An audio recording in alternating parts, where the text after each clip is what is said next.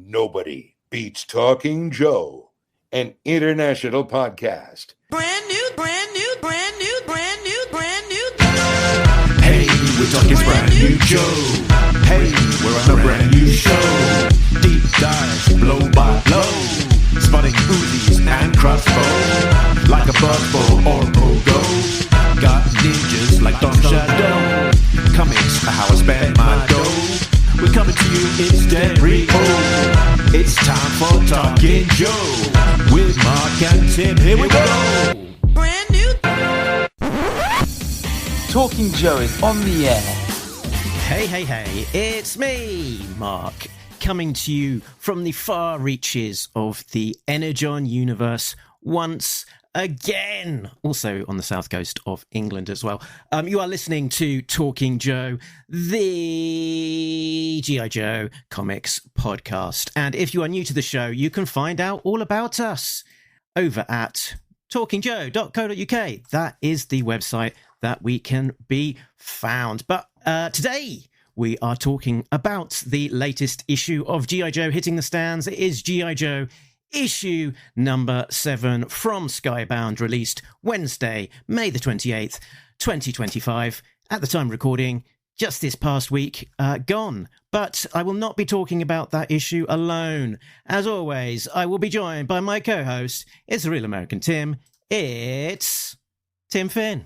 Hello, Mark, and hello, listeners. And since it's a video live stream, hello, viewers. Mark, are you wearing a particular T-shirt that relates to this issue of G.I. Joe? It's not a Night Force themed, but it is G.I. Joe themed. So this. Oh, okay. This is a codename Iowa released T-shirt from. I thought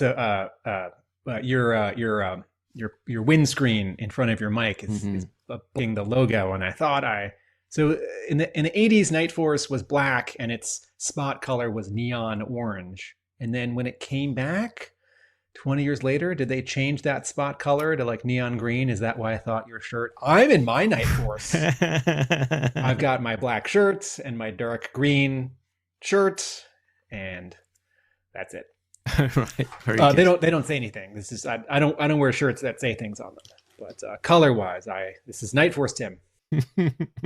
And I guess if I had hair, my blonde hair would actually be brown. I'd be a brunette. I like that point as principle. My clothes don't say anything. If I'm going to say something, I'm going to say it with my mouth, my face, maybe written word, but not my clothes.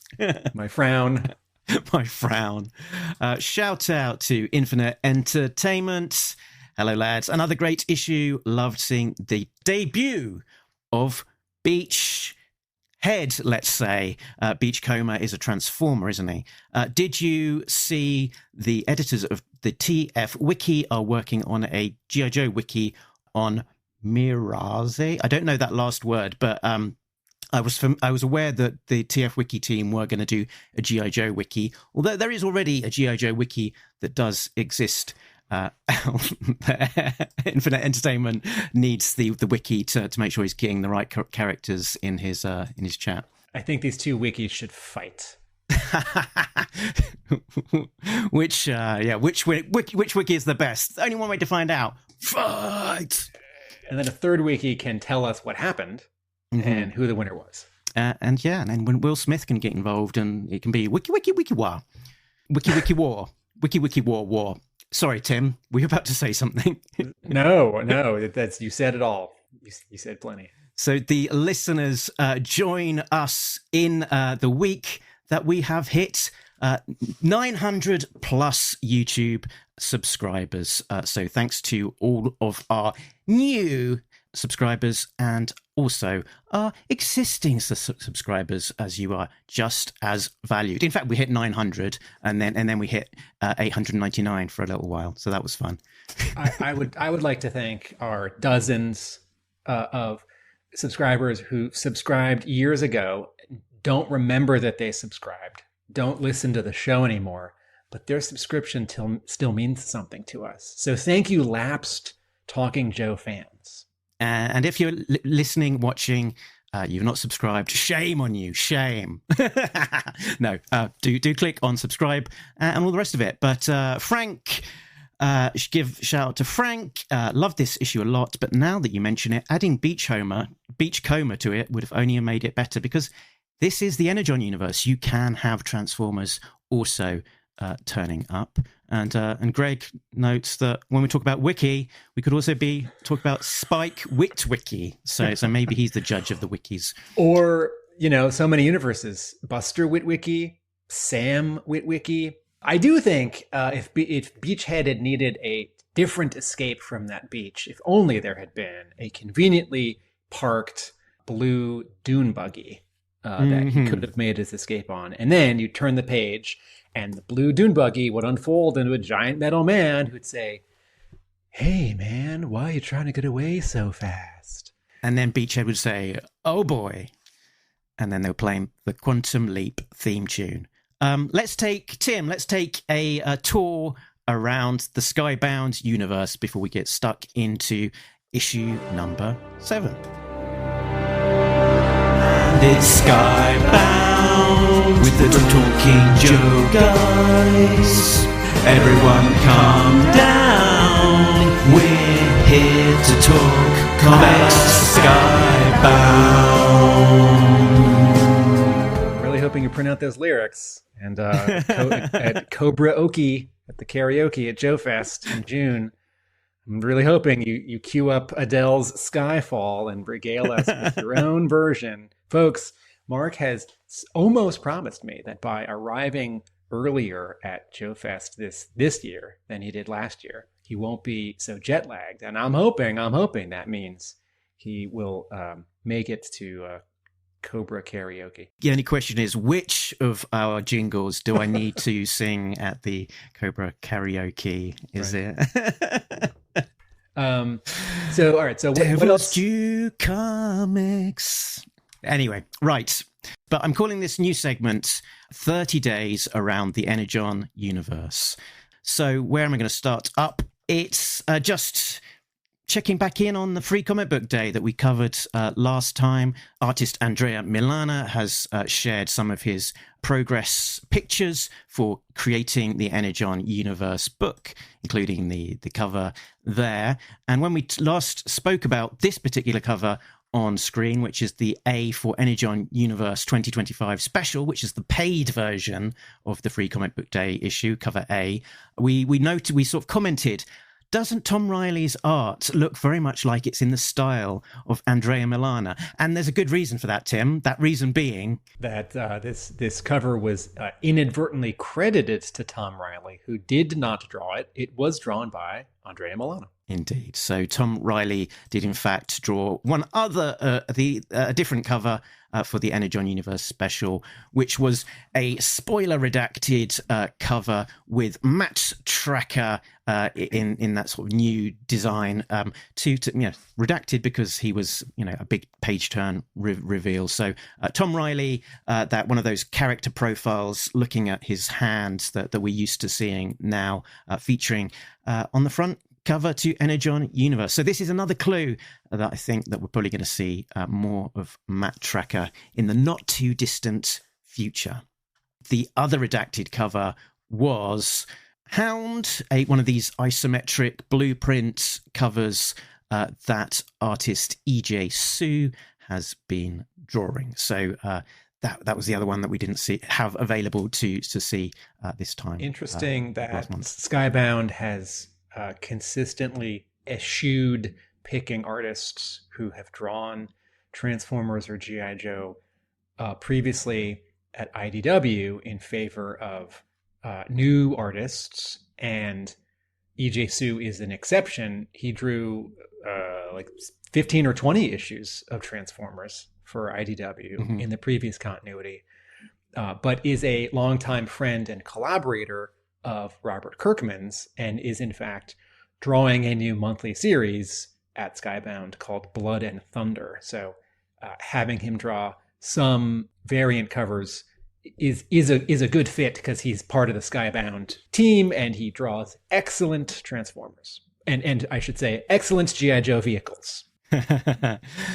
So we also had G.I. Joe issue number 5 second printings, continuing this theme from Jason Howard of across Void Rivals, Transformers, and G.I. Joe doing all of these second print covers. This time we've got Colonel Hawk on the G.I. Joe team, and we've got Ripper in his black and red new Cobra version of the outfit on the Cobra side. And again, interestingly, Jason Howard draws these characters with, we're looking up at them. The camera, there's no camera, it's comics. The camera is at like kneecap height, and we are looking up at them. This is sort of the way that you would draw a Transformer. So they have a height and a heft to them.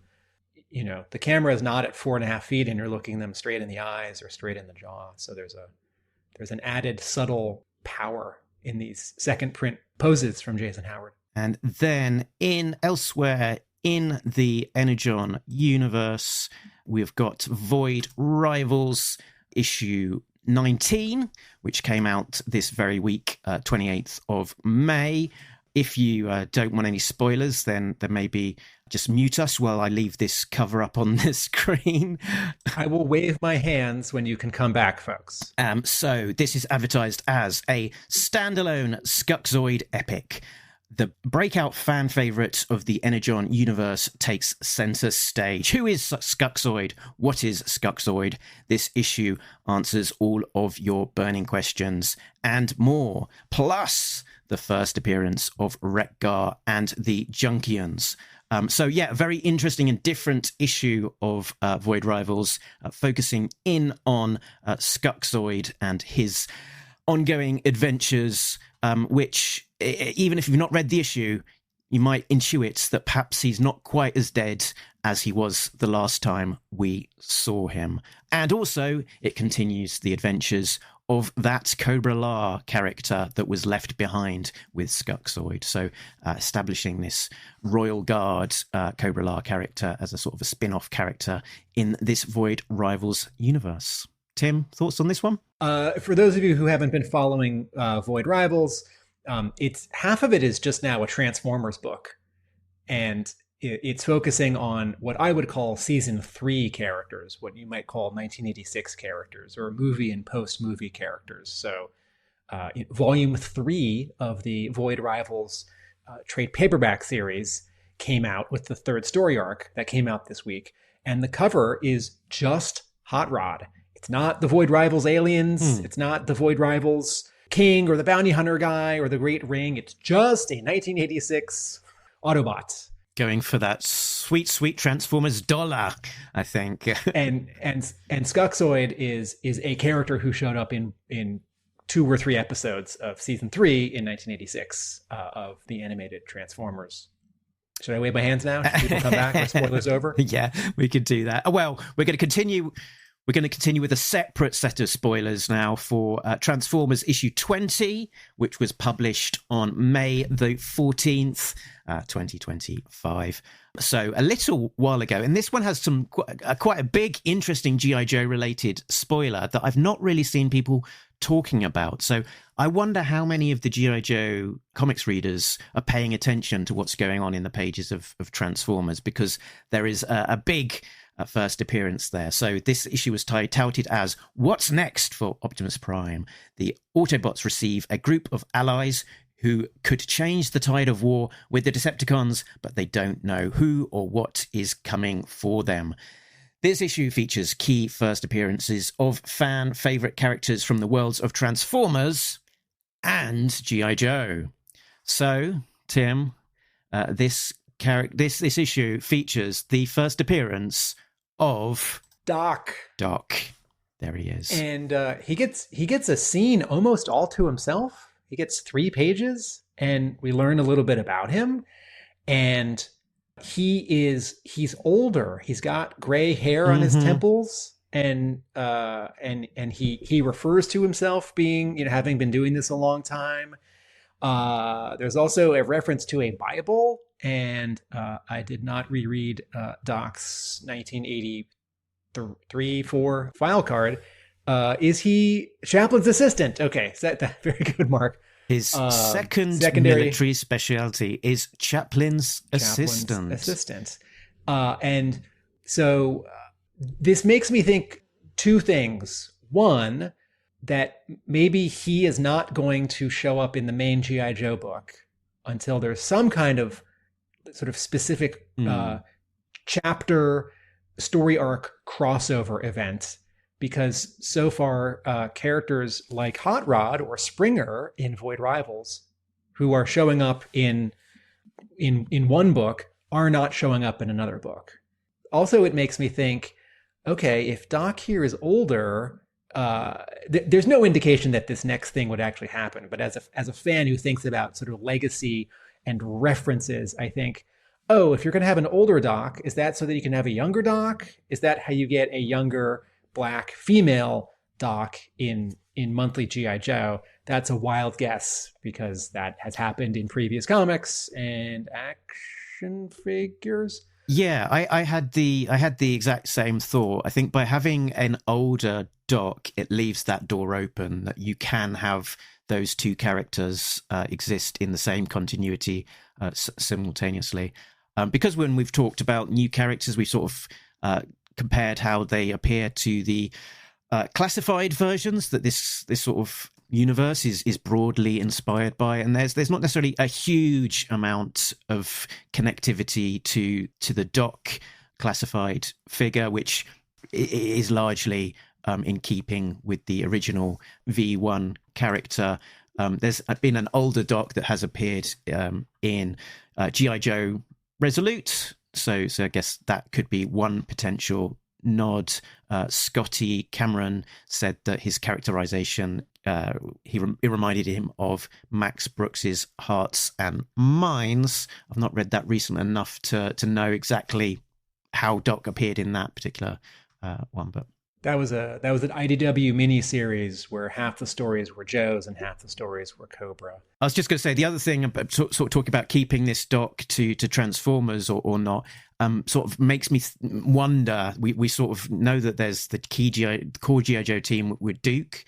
There's now this Night Force, but there's also these other G.I. Joes as is appearing in Transformers. So how does that connect to those other teams? And also how are the timelines sort of tracking?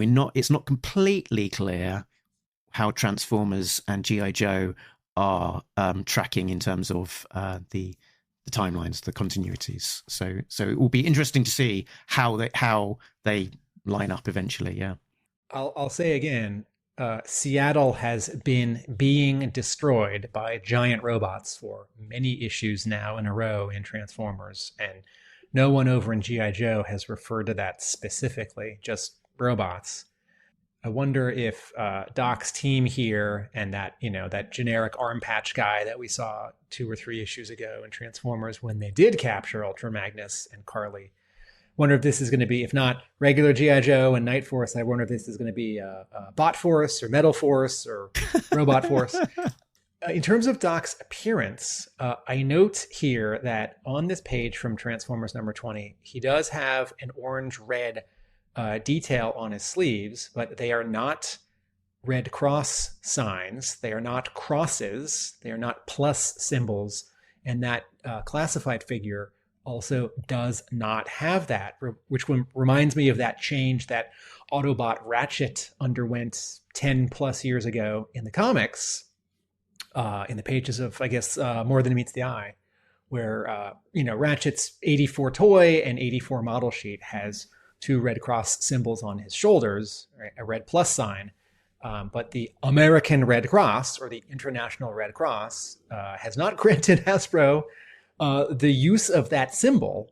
And so they don't use that symbol anymore. And I think it was Alex Milne, but a clever artist for IDW, changed that symbol on Ratchet's shoulder to sort of be 4 dots, which makes you think of a plus sign without it being a plus sign, without it being the Red Cross symbol. So anyway, here's Doc.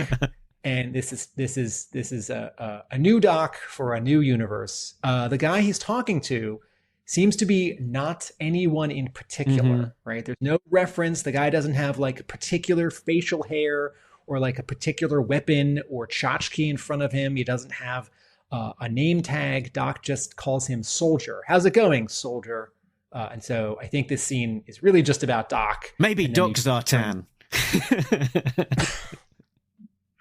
Maybe. Okay.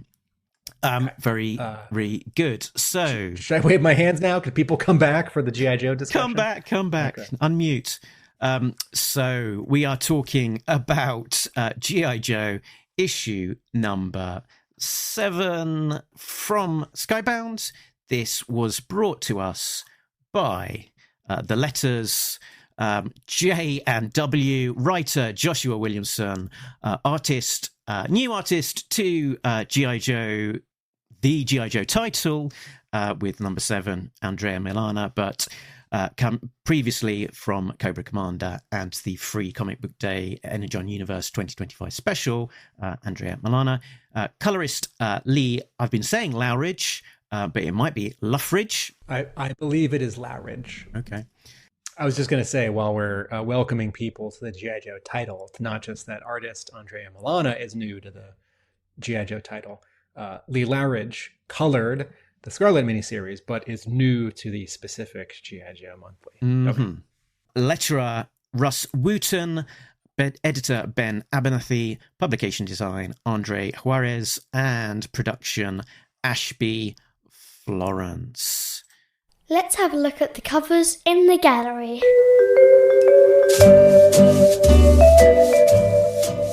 Cover A, folks, is drawn and colored by Tom Riley, and it's pretty striking, but for an unusual reason. The bottom 2/3 of the cover is all very dark, with just a handful of colors. Beachhead and Flint, with their weapons, are walking through some water, like waist high, shin high. It sort of reads like they're in a sewer, but it might also be like a reservoir or the beach. I think because of that long horizon, I was thinking beach. Okay, so I had thought that in the original art, Tom Riley just inked black all the way up, and then publication designer Andres Juarez had added this crazy red, pink, yellow, blue sunset of clouds on the top third, so that a yellow logo type that says G.I. Joe could sit on top of it, and that there was just a way to make the cover really striking for being otherwise pretty dark. But now that you have shown us this version without the logo and the trade dress, I'm starting to think, oh, in Tom Riley's original art, Tom Riley stops inking black 2/3 of the way up and adds in this crazy sunset sky, and that line is which is a like perfectly straight horizontal line, which to me says like designer, not artist using a ruler. And I'm now thinking, oh yeah, they're coming out of the water at the beach, and that really is a sunset behind them. Mm-hmm. And the reason why I'm still not entirely convinced that sort of in Tom Riley's intent that the sunset really is behind them is that I think if that sunset were behind them, I think there would be a little bit of a different sort of halo lighting accent on their sort of tops and edges. But either way, it's a striking combination. They both look like badasses, which is always it's not a prerequisite for a G.I. Joe cover, but it doesn't hurt. Carl makes the point that his guess is the original art is only up to the black line. The sky is done digitally. I would very much expect the same thing, that when we see the original black and white art for this, that top third or whatever it is will be just completely white with that sky effect all being digital.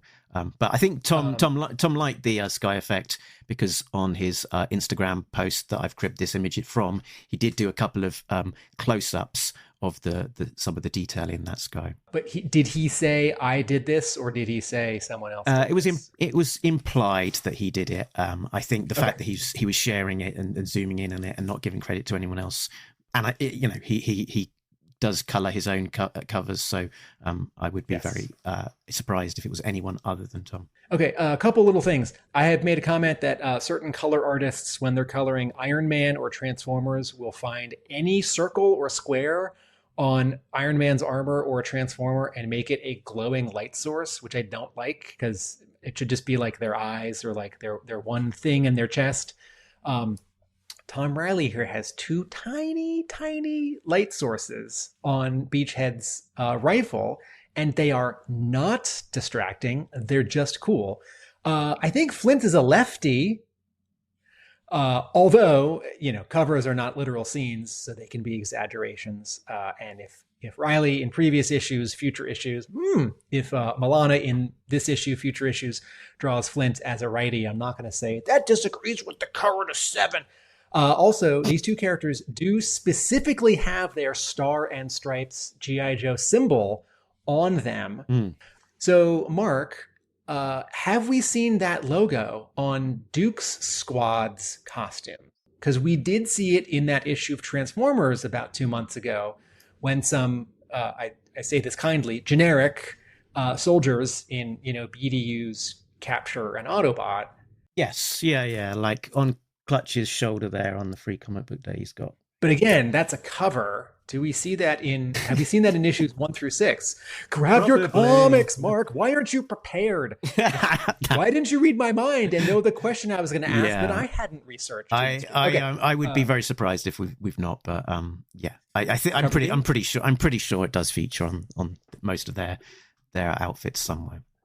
But which is to say, if anyone was to see or photograph Duke's team and this Flint team, Night Force, they might say, hey, those people over there and these people over there are together. And if Hawk is trying to keep these teams separate, logically, the Night Force team might not have the logo. But I'm okay with it. This is a very small thing. I'm just noticing, hey, they've got those logos on them. It's the most important thing about a stealthy, anonymous Black Ops unit. Make sure you've got a very clear logo. All right, Carl says it's been featured on their costumes in the series already. Scotty Cameron says it's on Duke's shoulders. Thank you both for fact-checking me. I couldn't be bothered to. I mean, let's go back to the conceit of Transformers, which is that they are robots in disguise, right? Mm-hmm. The idea is that, in 1984, I was a little kid and I bought an Autobot toy and it was a car and I could think just like the advertising and the show portrayed. I wasn't reading the comic yet. Oh, that car in the parking lot in the Toys R Us or, down the street from us in the suburbs could be an Autobot, right? But I also thought, well, I would know because it has an Autobot symbol on it. So, it's having it both ways. So I'm okay with this symbol appearing on this team, and I'm okay with this symbol appearing on all of these guys. Cover B, should we talk about cover B? Cover B is drawn by Cale New, who has done some Marvel and DC covers, and this is Beachhead in the foreground, sort of just waist up. The whole cover has this really strong diagonal. The camera is tilted. Beachhead is looking kind of at us, but does he know that there's a threat behind him? Is he looking he's looking to the right. He's sort of looking out the corner of his eyes like, oh, something's on my peripheral vision. He knows that someone's coming up behind him. So he's holding his rifle and pointing it sort of past us. Behind him is a bloodhound, one of Major Blood's soldiers, who has a big sort of machete and is sort of lunging and swinging, ready to take off Beachhead's head. It is nighttime. We are in a fancy sort of penthouse suite mansion. There's a bunch of blue light coming in from the window. There's like one of those giant couches that makes you think like rich guy's mansion on the beach. And there's some stairs in the distance, which sort of just adds to the height of this whole space. And I just want to point out one more thing. I'm a little sad on the pages of A Real American Hero that the G.I. Joe logo type can only be white letters with a black outline with a red and a white and a blue stripe. I understand for brand management why you do that. The Energon universe G.I. Joe logo type can and does change every issue and every cover, because on the 8 cover it's yellow, so it sort of acts like the sun, and here it's red, and it just slightly picks up a little bit of red on Beachhead's rifle and really pops in front of the sort of hazy gray, lavender, blue, dark backgrounds. I just wanted to say on cover B, when I first saw this as like a little thumbnail image in the original solicitations, I thought, is that Zartan? Are we finally seeing Zartan? Because when you're sort of squinting, you've got that sort of Zartan sort of metallic sort of shoulder sheen and the chest armor. The helmet sort of flaring out looks like a hood. The sort of the black sort of sunglasses things that he's got on looks a little bit like Zartan's eye makeup. So I did think Zartan, and then I looked a bit more closely. No, it's a Bloodhound. Cover C. Have I expressed my disappointment recently that Bloodhound is not spelled Bluddhound? Okay, cover C. It's drawn by Alan Kwa. We are looking at a desk or a table that is covered with maps and a pistol and a pencil and some bullets and some photos with a paper clip, and one of the photos is clipped to a folder. The main photo is Beachhead sort of falling while blasting or like running with bullets zipping past him from behind. And then another photo that's more a portrait of Flint, which is in sepia tone. He's got his shotgun sort of up to his chest as if he's cocking it. And then another photo that's smaller of Lady J. We're looking up at her. She's pointing a big ass gun down at her. There's a bit of a light source on 2/3, 3/4 of this cover, as if, maybe there's a lamp nearby. Oh yeah, one of those lamps with the chain that have it that bank managers have. It's got the green ceramic top, and it's got a chain that you pull. It's the lamp that all of our grandfathers had. Mm-hmm. And there's a lot of green and sort of yellow on the maps below all this. And so what this cover says is, we are someone important looking at a bunch of profiles or intelligence on sort of the people we're sending on this mission. So this is the 1-in-10 ratio variant. I believe this is connecting. That's right. We'll see 6 similar covers, I would expect, across this arc. Yes. Okay, and then cover D, drawn and colored by Jeff Spokes, who is the to-go guy for these explosion covers. This is probably like the 7th or something that we've probably seen by now from Jeff Spokes. Yeah, when they first started, these look like the 1982 toy packaging. It's that brush strokes, blobs of paint, white, yellow, orange, red, Hector Garrido style explosion. When we saw those across the miniseries, there were a bunch of different artists, and it seems now with just the one monthly series, Skybound can sort of focus on just having one artist, fewer artists. Greg Augustin points out here, Beachhead is lefty. I might just assume that every Joe, like John Quincy Adams, is ambidextrous. John Quincy Adams, who wrote a lengthy diary entry every night and wrote so much he taught himself to write with both hands. Okay, so here, Beachhead, and that is your Tim Finn history lesson of the episode. Beachhead here is kneeling. He's looking off to the right, his left. He's holding both his machine gun rifle as well as a very cool knife. This drawing is great for several reasons. It passes the silhouette test. If you were to black this out, you'd know exactly how this character is posed, and you'd know what they're holding. You'd say, oh, they have a machine gun in one hand and a knife in another, right? There's no sort of awkward bunching or overlap. You could tell this person's kneeling. Spokes has a nice sort of highlight, has a nice series of highlights on Beachhead's sort of top and right. I keep thinking his line is so clean and his drawings are so precise. I can't wait for him to draw another limited series or a monthly book that I want to read. He just finished with writer Tom King, the Jenny Sparks miniseries. The paperback of that came out this week. If you're an Authority fan, you know who that character is over at DC. Jeff Spokes, please draw more for the Energon universe than just these lovely covers.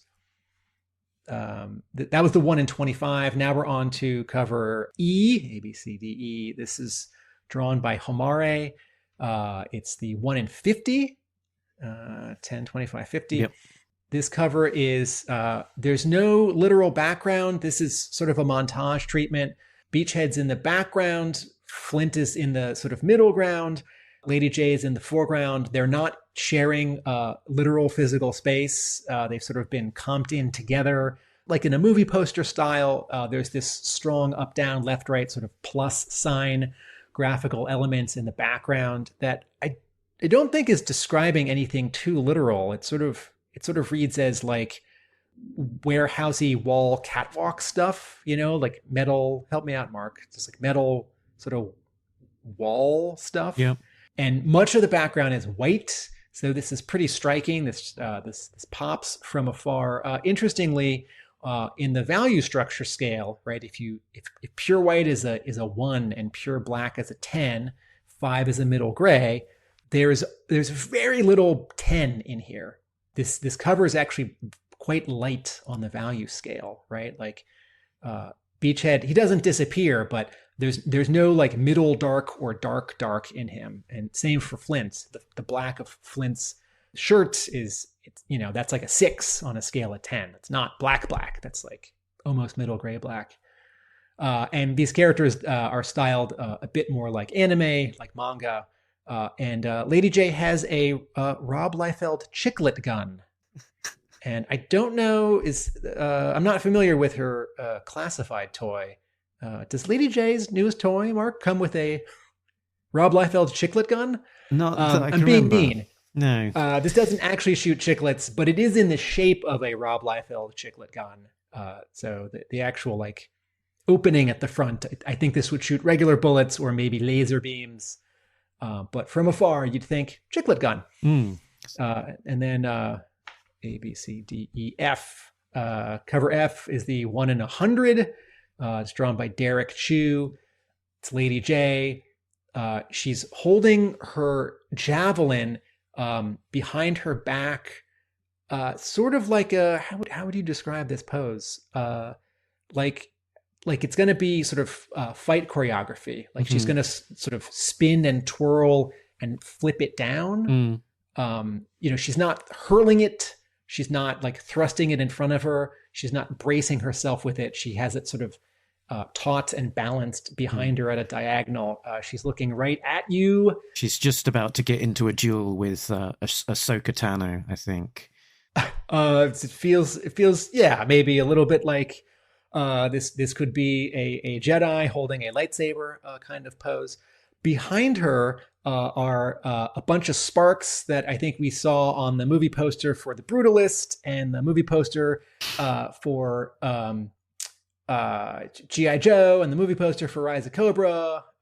These sparks that show up in a lot of movie posters nowadays, coming off from below and to the left of whoever's standing there. Behind her, here Lady J is sort of 2/3. We're seeing her from mid-thigh and up. Help me out, Mark. The background, I'm seeing a star. It looks like to me olive like drab. Like Is a it the tank. Skyhawk? I think it's a tank. The tank. Okay. I think we're seeing not, sort of like the bottom half and the sort of coming into the treads, and then the top half is like the top of a tank. The rotating component. I reckon that's what that is. Out of focus. She's very in focus. This Lady J costume, this redesign by Tom Riley that we're seeing on several of these covers and in the issue, very much adds white to her palette. I think of Lady J as all green, green and green, or light green and middle green because of the old toy, because of the 80s cartoon. And here she has not a shirt that's tucked in, but a vest, and under it is a white t-shirt. Blank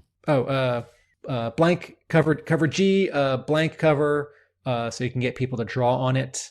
And cover H, we're looking at the front and the back. This is a die cut cover. So the actual bound part that's like the full cover is the white with the black burst, and then sort of the second layer is Beachhead's head that gets folded in half. So if you're looking at this as just a regular comic book, you see the right side of Beachhead's head, and the left side of his head wraps around to the back cover.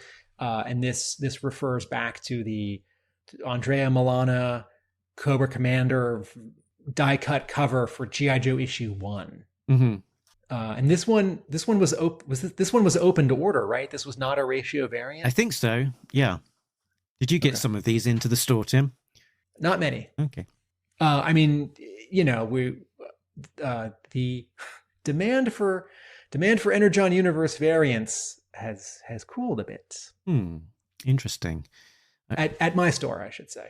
I can't speak for all of eBay or the world. The world. But at the same time, people are asking us about absolute Green Lantern and absolute Flash variants. Right, I see. Also, we're not much of a variant store. But Tim, enough chat about all of the regular covers. When do we get to see the obligatory Baroness cover? Now, Mark, are there retailer exclusive variants for G.I. Joe issue 7? Well, as you ask, yes, there is. And the first one is G.I. Joe issue number 7, Ivan Talaveria 616 Baroness exclusive, which releases, which went for pre-release on the April to 22nd on 616 app and 616comics.com. And you'll notice, Tim, that there is a cover with the Baroness on the screen. Why are there so many covers of Baroness? Okay, that's enough of that. This is a nice drawing. The light is beautiful. Baroness waist up, holding a rifle, not standing in a sexy pose, just standing and looking right at us. And let's say she's in Monument Valley. But Baroness is not in this issue, is not mentioned in this issue. And I get the sense she's not going to be in this whole story arc. So if you're a retailer or an artist and you're doing an exclusive cover, you have a lot of leeway and you should pick what you like and what you think would sell. I kind of think this image could wait until the start of the next arc when presumably we'll see the Baroness. Because, at this point, why not have like Megatron on your cover? It's like, well, he's in the same universe and he sells books. Spoilers, we are going to see the Baroness very soon because I've seen the solicits. So, and there's a hint of it in this. Yeah, there's a hint of it in this very issue. This cover also forms a combined image with the previous exclusive, which featured Chameleon. I'm not going to play the jingle. It's all right. We'll save it because that was last issue. So, right. Any other retailer? That is variants? all of the retailer exclusive variants for now.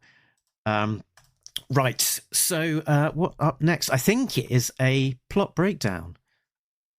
Sound about right? Let's see. What does? I think Baroness's armor might have the arc reactor underneath it. Right, okay, so let's get into a plot breakdown. Plot breakdown.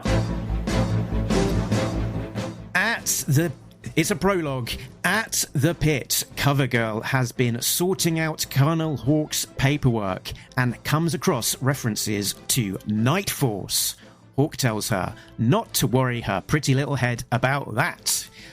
Cut to a fancy beachfront property belonging to Victor Foley, a wealthy collector. Beachhead is on a mission to steal a shipment arriving from Darklonia. Arriving early, he has been hiding, awaiting its arrival. He takes out guards on the outside before finding the newly delivered crate, but he is not alone. One of Major Blood's bloodhound mercenaries is also there. They fight using antique swords from the collection. The first bloodhound down, a further 5 appear. As they fight, the crate is chained to a truck and dragged away. Beachhead is able to disconnect the truck chain, but is surrounded by bloodhounds on motorbikes. A winch drops from a Skyhawk piloted by Lady J and Flint to lift the crate and Beachhead away. The bloodhounds are left empty-handed, and Major Blood appears and guns down his team for their failure. He says he hopes he would draw out her team. I spoke that in capital letters, by the way. Beachhead thinks that he blew his mission and would end up getting put out to pasture as a trainer. Flint tells Beachhead that he wants Beachhead for his team, not Duke's team fighting robots, but for top secret shadow operations. They open the crate to reveal the remains of a bat robot. There we go. That was issue number 7 in a relatively large nutshell. Tim, initial reaction? I like the issue. It's a great start of a new arc. It does refer in one or two bits of dialogue and on its first page to things that are happening elsewhere in this series, the previous story arc.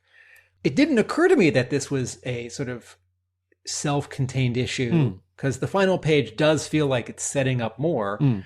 But the third paragraph of the letters page, the second paragraph of the letters page, Joshua Williamson says, "This was the first of a few standalone issues that we'll be doing in our run on G.I. Joe. Sometimes they will introduce new characters or to spotlight a particular story, but I promise you they will never feel like filler." And not a bad thing. This didn't jump out at me as a self-contained, as a standalone issue. I can see now how it is. And then I thought, oh, is this whole story arc standalone issues? Is the next issue going to be like Flint, and the next issue is going to be Lady J, and we'll get this second arc that introduces us to all of Night Force, this other G.I. Joe team. But maybe it seems like this second arc is not. Just to talk to that point, I think I'm getting the sense that these are going to be standalone, but with a bit of connective tissue between them, such that you can take them as a standalone issue, but there's going to be a bigger story that unfolds with a sort of an overall arching theme. And the collection that these 6 issues will be combined into is called Blood's Revenge. So I think that will be the overarching theme, and we sort of certainly get a hint of it in this particular issue.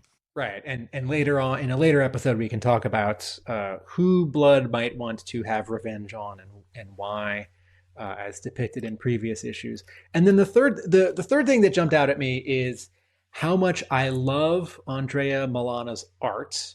How it's pretty different from Tom Riley, but in the grand scheme of comic book art styles, they actually have a lot in common, and it does just pick up really nicely from these previous 6 issues. This is not like a record scratch giant stylistic change. At the same time, while I really like Lee Loughridge's work here, and I really liked it on the Scarlet series, I'm a little sad because Loughridge's colors here are not as much fun and crazy as Jordi Belaire's colors on Tom Riley's art in the previous 6 issues. And it's just sort of Loughridge is changing his palette from scene to scene. When we're in the mansion, there's a lot of like purples, and during that fight before it, there's a lot of yellows, and then Beachhead's outside, during the getaway, and there's a lot of, greens and blues. But there's never a panel, there's never like a 2-page scene where just everything is blue because someone has like an electrical thing, and then like 2 panels are like white background and all the foreground characters are orange. And then you turn the page and like 2 panels in a row are like all pink. And I know that's not for everyone. I love it. And I think it made the first 6 issues look so great. And so I will call Lee Loughridge's approach on this issue quite strong and more traditional. Yeah. And talking to the point that we were making about standalone issues as well, Carl makes a good observation that it also means that if we're badging these as standalone issues, that they could be happening at almost any point in time or simultaneously, and they don't have to follow chronologically one after the other and line up with other events in the timeline, like the events of Transformers that are sort of unfolding over there to some grand effect. I wanted to touch on Night Force, because obviously Night Force is a big part of this story, part of the big unveiling. It is the name of this shadow team. We don't necessarily know a huge amount about it as yet, other than Colonel Hawk is the kind of the man leading it, ostensibly.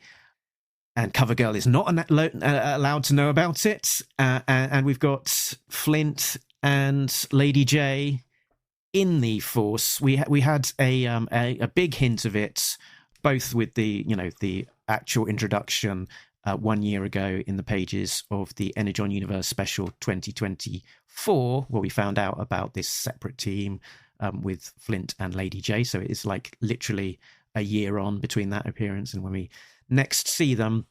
But we also got the name Night Force printed as a logo on the front cover of one of the G.I. Joe ash cans that was given away at a con appearance.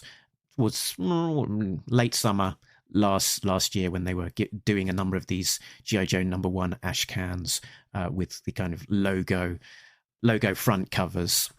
And it's nice to see as well that we've got connectivity between that first arc and this one with the Tom Riley covers, but we've also got his design work because in the pages of this very book, NYCC Ashcan, I have cribbed a picture of the back of these of what the comic taken by a Mr. Greg Augustin.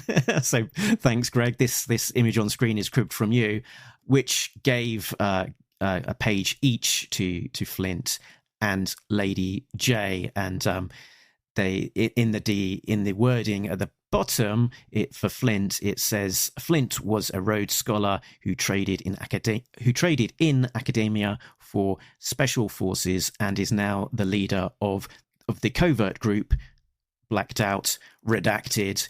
That word is obviously Night Force. And we also found out a bit about Lady J. With a graduate degree in hand and a mastery of 8 languages, Alison Hart Burnett, codename Lady J, is a Special Forces intelligence officer of the highest order and a member of Redacted, aka Night Force.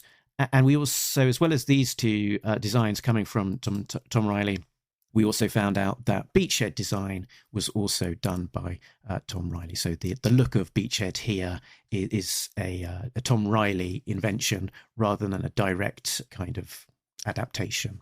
I remember when I spoke with Tom Riley in November after he signed at my store, I asked him about the timeline after finishing the Duke miniseries and starting the G.I. Joe miniseries.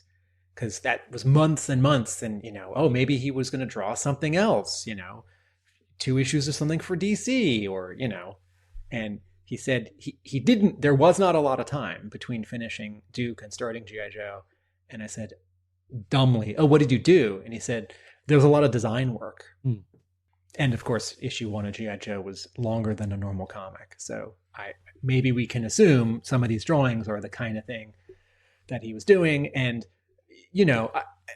I think sometimes my lazy brain looks at this drawing of Flint or Lady J or Beachhead just standing there with their costume and a gun, and I think, oh, well, that's like 1/8 of a page. That's easy to draw. That wouldn't take very long. And recently, I was communicating with an art director who's storyboarding for this animated film, and she said, I want to hire a character designer and a professional animation character designer. I want to give her a week for every character. And that's like full time. It's like Monday through Friday, 8 hours a day, roughly. And I think about when I was in college, assignments where the teacher would say no, do 20 designs. You're going to get a good design after you do a whole bunch and you start mixing and matching.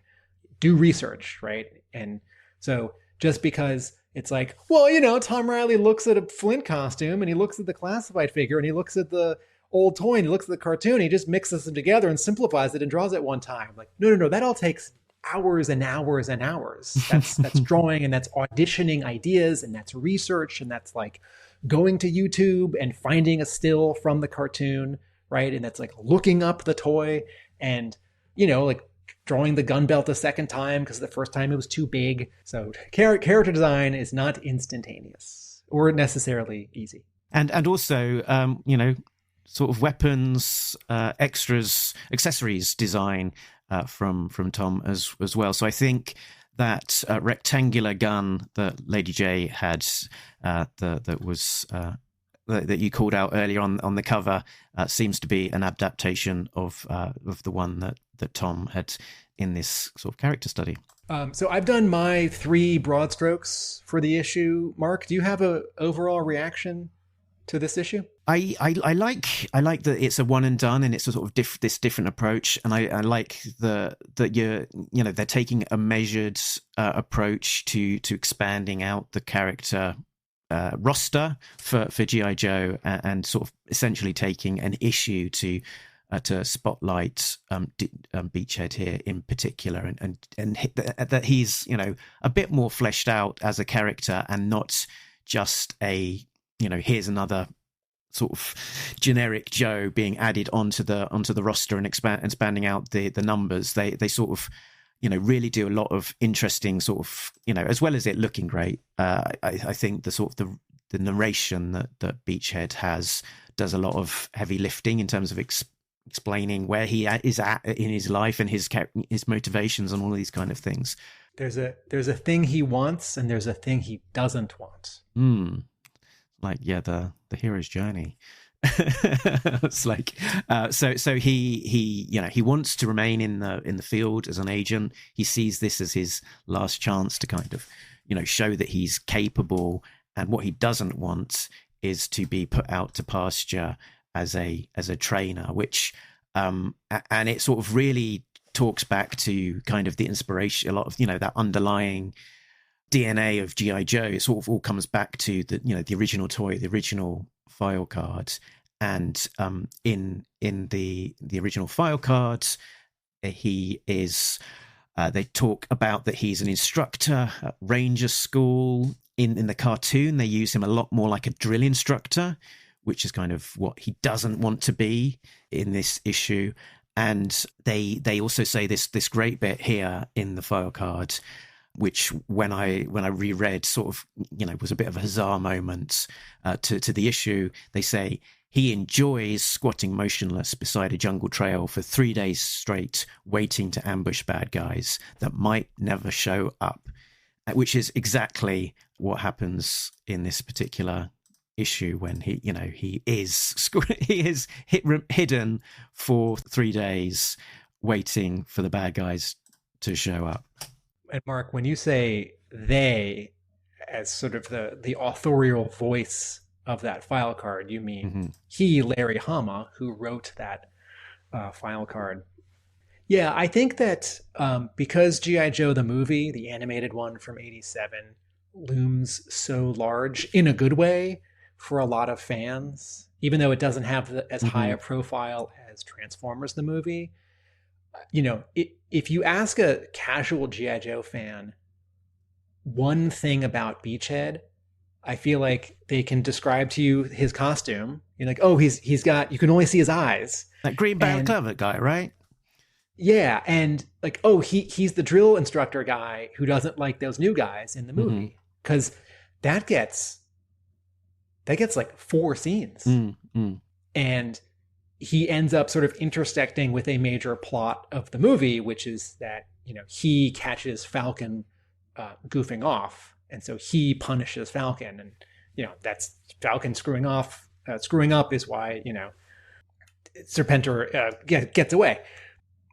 So I feel like having this issue refer to some of these sort of high points of sort of the collective knowledge of Beachhead is both reasonable and fun. I have interrupted you. What other reactions do you have overall, Mark? Or you want to get into some specifics? I think we talked about a lot of the high level. I think it's sort of. I think Andrea Milana, great to see him back. Really loved his work on Cobra Commander, and I think his style is really sympathetic with Tom Riley, so it doesn't feel at all jarring, sort of going between the two artists. I was talking about Night Force though, and I forgot to mention one particular point, which is that it was it's interesting that they're introducing Night Force. There's a synchronicity with what's happening in the toys, because in the world of classified toys, they've also got Night Force being introduced as a sub team, but they're sort of diverging a little bit, because here we've got Night Force being Beachhead, Lady J, Flint. None of these three characters are Night Force characters in the classified G.I. Joe, which consists of the likes of Big Ben, Tunnel Rat, Shooter, Shockwave, probably a few others that aren't immediately coming to mind. For that matter, none of these three characters in this new issue in Night Force were in Night Force in 1987 and 1988 in the original toy line. You know, that was for Charbroil and Tunnel Rats and others. So it is worth. I have a note here. Let's spell it out. This is Night Force, but without familiar Night Force color schemes or even established team members. So Joshua Williamson is using a term, is using a G.I. Joe subgrouping in a fun way. And if I was like a really grumpy purist fan, I'd say, well, this isn't Night Force. They're not doing specific night missions in their night colors. And then I'd remember what my brother said to me when we bought our first Night Force toys in, I think, 1987. We were excited because it's cool. And we didn't realize it was a Toys R Us exclusive, but it was a Toys R Us exclusive. And it was a second chance to get a few figures, and they were in these different color schemes. And in the case of two of them, much better color schemes than their originals. But my brother said, you know, this is kind of silly. I mean, G.I. Joe would conduct many of its missions at night, and they would just wear all black and put like, you know, face paint on or like black masks. G.I. Joe doesn't need this excuse. And he didn't say this next sentence, but it's like, no, this is a toy solution to a non-existent problem. For you and me as kids, this is not actually what real people would do. And so, you know, this is Williamson using a familiar term. You know, he could have easily called this team like, you know, G.I. Joe Beta Squad, you know, to Duke's Alpha Squad. Yeah, and to specify as well, when we're talking about not part of Night Force, we're thinking original wave of Night Force. There is going to be a Beachhead coming to Night Force in the world of classified as a 2-pack with Quick Kick, but that will be inspired by the 2004 Night Force Beachhead from the 3 3/4 inch, where there was this later wave in 2004 of this specific Night Force look, which looks like an 8-pack or like a 10-pack. It was a 1, 2, 3, 4, 5, 6-pack. 6-pack, okay. Which did have Flint in that same pack actually, but yeah, it featured a very different look. It was a kind of like a green and sort of black, sort of checkered almost, with like black and grey trousers. So yeah, looking quite different to the Beachhead that we're seeing here. But yeah, there certainly has been quite a big expanded Night Force over the years. Hey, while we're on the page, while we're looking at the page that we're looking at right now, Mark, folks, if you're only listening, this is page 4. This is the page turn splash of Beachhead popping up out of his ditch that he dug in the sand with some kind of cover, like a blanket cover. He kills these 2 guards. And I was struck by this, Mark, because on page 2, in his captions, he says, this guy's guards are exemplary. He didn't go for cheap mercenaries, soldiers for hire. These guys are top dollar badasses. Long shifts, hunt in pairs, back up on alert just 90 seconds out. And he doesn't stun them or tie them up. He sanctions them. He kills them. And that jumped out at me because I'm sure he's not disobeying orders. I'm sure he's been allowed to do this. And that somewhere in his mission briefing, either these hired soldiers or the rich guy they work for are actually criminals. But the issue does not say that. No. There's a hint potentially that he's got this guy's maybe got slightly grey moral boundaries, and any billionaire is, you know, slightly suspicious generally. This billionaire in their armed beachfront property. You know, why if you've got such high class top dollar badasses with automatic weapons, with long shifts, alerts that hunt in pairs with backup on alert 90 seconds out. Would you have that if you didn't think you'd maybe made a few enemies over the years? Right. But again, if you've made, like you can be a rich jerk who's made enemies. Are the guards you've hired, can an American soldier kill them or, like take them into custody? I'm not arguing with it. I just feel like there might be a line, a snippet of dialogue or caption that could be there that wasn't. I'm not mad at Beachhead. It's okay. But it's not like these guys had, Beachhead doesn't also say like, oh, these guys are wanted for kidnapping. No. He doesn't make any, I guess, particular character aspersions against these guards being bad dudes in themselves, and they're not working for a terrorist organization or anything like that. But I think it's talking to the professionalism of Beachhead that he's on this mission. He says sneaking up on them is next to impossible. That he's not able to necessarily take them out silently in a non-lethal way and proceed at pace. The most effective way of doing it is unfortunately to shoot them right in their old domes. I do think that maybe based on the battle android trooper that the rich jerk in this issue is trying to collect, Victor Foley, maybe that's the explanation enough that you are even a rich person who's somewhat untouchable. You're not allowed to own a terrorist organization's experimental weapons, battlefield detritus. You have to turn that over to the authorities, and if you don't, Beachhead can come kill you. And talking to some of Beachhead's narration, doing a lot of subtle heavy lifting. The page isn't overloaded with words, but the words there sort of do contain a certain amount of meaning or weight or relevance.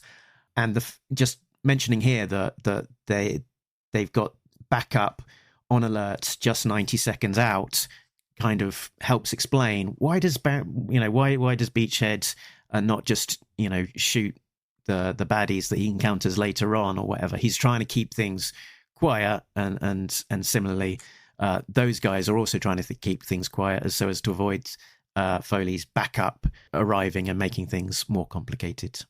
Two things jump out which I like about page 1. In panel 1 of page 1, we see yet another reminder that the pit is being constructed, taken out of mothballs, built up. That's cool. But also the third panel to the fourth panel, right? This is a subtle thing. And if Andrea Milana is the finger quotes film director here, right? Choosing camera angles. This is not like sheer brilliance. This is not, rewriting the rules. This is just good drawing and storytelling. This is just good camera placement. Hawk says, that predates your time with me, CoverGirl. Nothing for you to worry about. I'll handle these extra files from here. Why don't you leave the room and go do that other thing? And so she hands him some papers and he puts them in the shredder.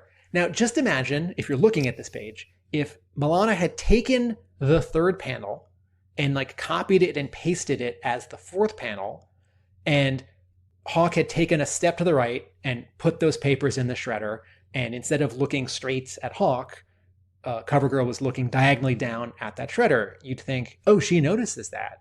Oh, he's shredding that. But because Milana places the, quote, camera at 3 feet off the ground, or 4 feet, how 30 inches, how tall is a desk, places the camera right behind the shredder, looking and past it at CoverGirl, and then putting the camera at a Dutch angle, so the up and downs of the doors and the wall trim are not up and down, they're at a diagonal, right? Camera's tilted. Milana accentuates that CoverGirl sees what's happening. What's happening is important, and she's reacting specifically to what is happening, right? And so the subtext here is Hawk is hiding something, CoverGirl notices it, and we notice CoverGirl noticing it. And that's just a small thing, but I really like that fourth panel because Milana didn't have to compose the shot that way, but like, what is the maximum effectiveness for this story beat? This one, right? If you did a reverse angle, if the camera was like just over her shoulder, looking from behind her, like down, if it was like sort of POV, what's she seeing?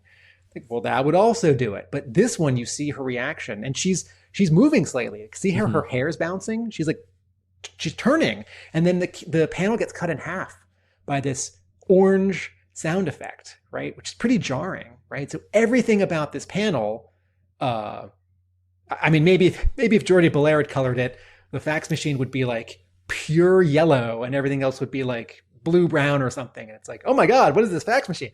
Lee Loughridge, I like your stuff. But just some strong work here on just a scene where two people in an office are talking and holding paper. And as well as all of that stuff going on, there's also a little reminder that Duke is recovering from his fight with Cobra Commander, so it's just touching base with that plot point. You know, he's been bashed up and he's recovering. We're probably not going to see so much of him because he's in a bad state. We get reminder of this sort of Hawk CoverGirl dynamic. That was how they were introduced, as a kind of a pairing in the series, and similar to Rise of Cobra, where they just had that dynamic that CoverGirl was Hawk's right hand gal, but she's not his secretary. No, right? Like I got the sense in Rise of Cobra, because it's like her office was down the hall from his office, right? A little bit and then more. Zartan kills her. But I did look. Okay, Greg Augustin reminds us of a term, CoverGirl, aide de camp. But I did look at her, the one file card I did look at before this episode, that her primary military and her secondary military specialty, it's not secretarial, file keeping or archivist. It's like, mechanical stuff, vehicle stuff, AFV. And so I don't mind this. Joshua Williamson is not being sexist for having Hawks number 2 do slight paper pushing while being a woman. That's not what I'm seeing. But if that's most of what she does, I'm going to come back to this.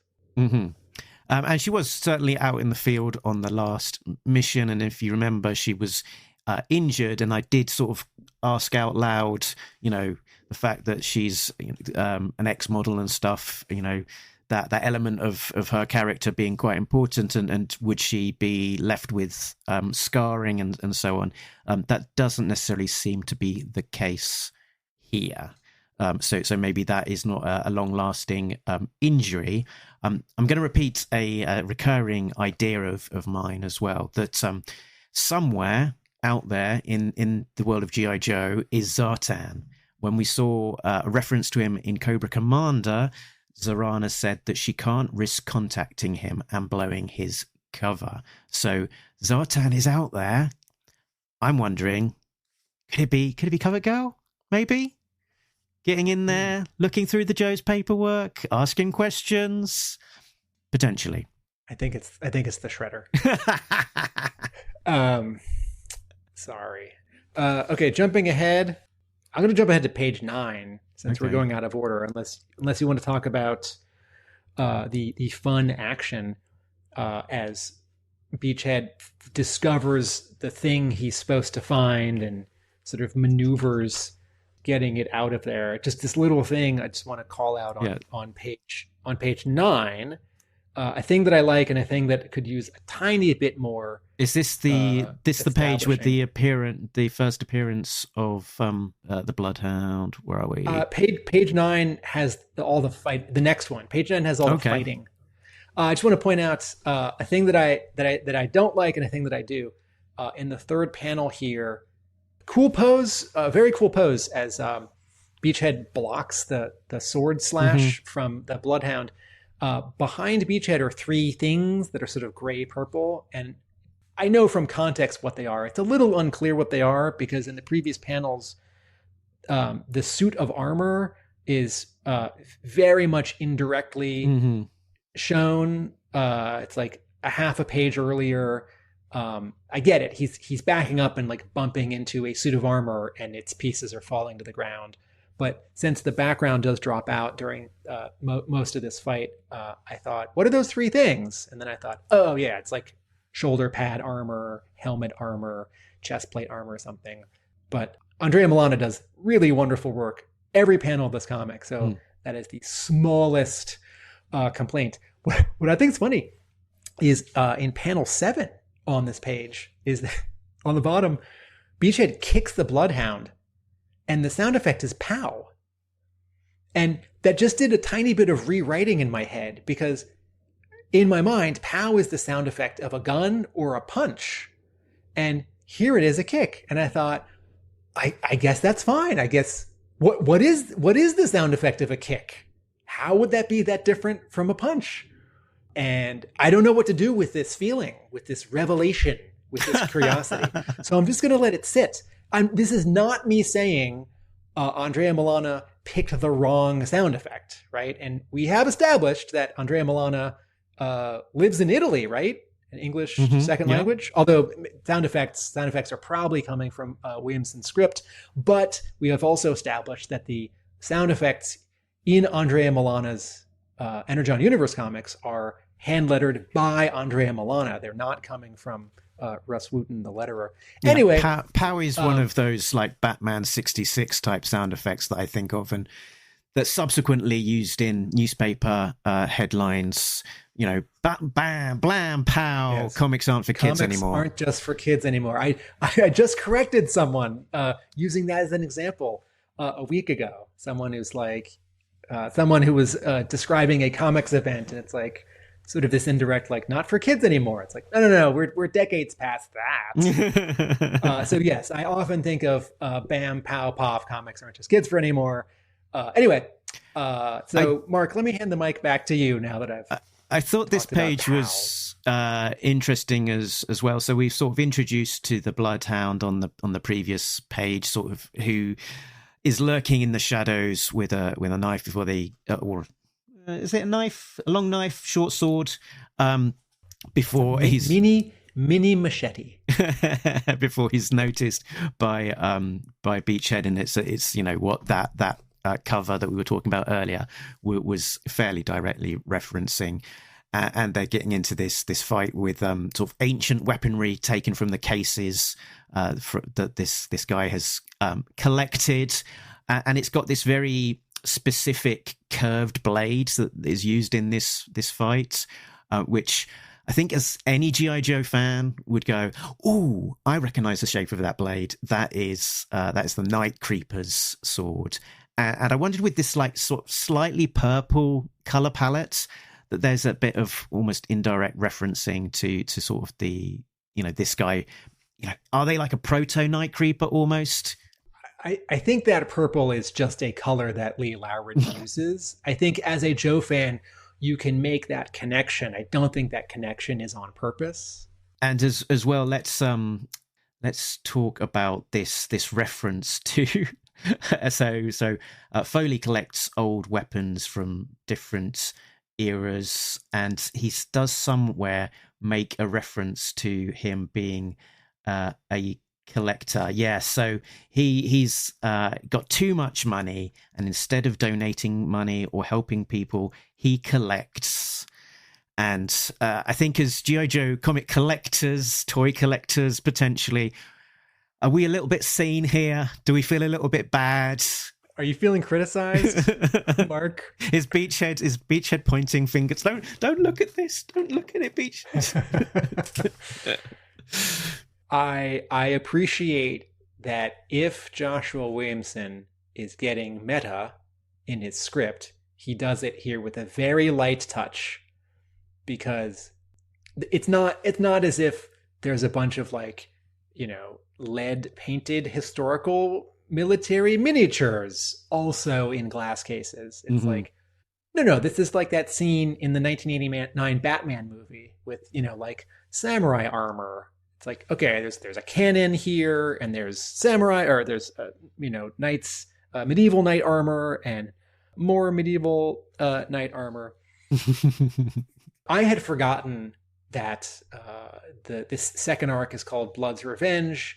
I was sort of only paying attention to cover A, and so the appearance of a bloodhound was a surprise to me. The appearance of more bloodhounds was a surprise to me, and then the appearance of Blood himself was an even bigger surprise to me. When the first guy appeared on the top of that crate, Tim, did you immediately think to yourself, I know who that is? Or were you a bit like, that looks familiar? What? No, my note says Bloodhound? There's a question mark because the drawing is he's small enough in the panel, and Andrea Milana is not cramming in every detail possible. And I think I'd sort of forgotten that the bloodhounds had goggles or visors. Okay, so the fight continues, and I also just that page where I was calling out the armor that could have been visually reestablished a little bit better, but Andrea Milana's stuff is amazing, and then also that fun sound effect. I also just want to say that page is a really exciting, fun page. Page 9. Okay. Milana's fight choreography, the parrying, the slashing, the blocking, the other blocking.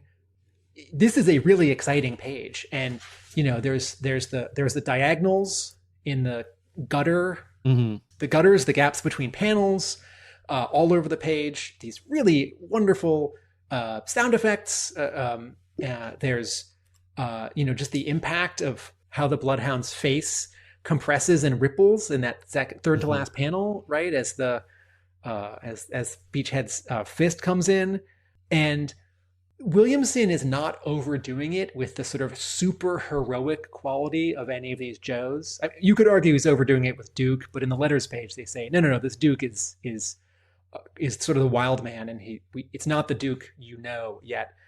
But Beachhead here is sort of fallible and not the strongest, bestest. He's very strong and very best, but not bestest. Something I just realized about this mission. I thought it would be easy to turn the page. That was my first mistake. The sort of, these are the best of the best and they can do anything quality of G.I. Joe characters are tempered, and I appreciate Williamson's balance of just how good, but sort of, woundable, fallible these characters are. And, he needs to amp them up because, again, this is a universe that has alien robots and aliens. And, sooner or later, there could be a scene where a Transformer just steps on a bunch of Joes. I'm sure that's not going to happen, but they're quite fragile.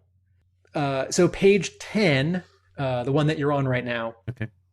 Something occurred to me with this final panel where the rich jerk, what's his name? I keep forgetting his name. Victor Foley walks back in. These two women are in bed waiting for him. He's poured 3 glasses of wine. And I was struck by how sort of understated the sort of spiciness or potential debauchery of this scene is.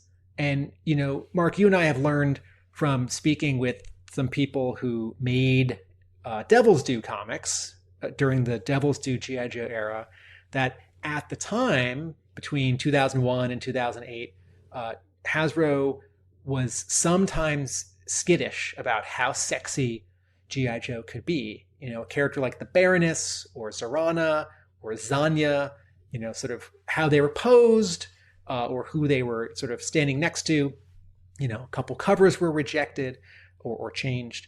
And in the hands of, thinking of Jim Lee drawing Psylocke in 1990 and 1991, it's that scene, I forget, X-Men number 7 or something, where she's taking a shower and Cyclops comes into the bathroom and she's flirting with him, and all the steam is carefully placed to block her otherwise naked body, and Jim Lee draws the panel with her very, very big and pin-up-y, which is totally fine. It's what he was doing. And that is not this scene. Both of the, one's wearing a shirt, one's completely covered, with sheets. They're very small. Their poses are, a little anticipatory, but this is not a sexy panel. This is just sort of the next story moment.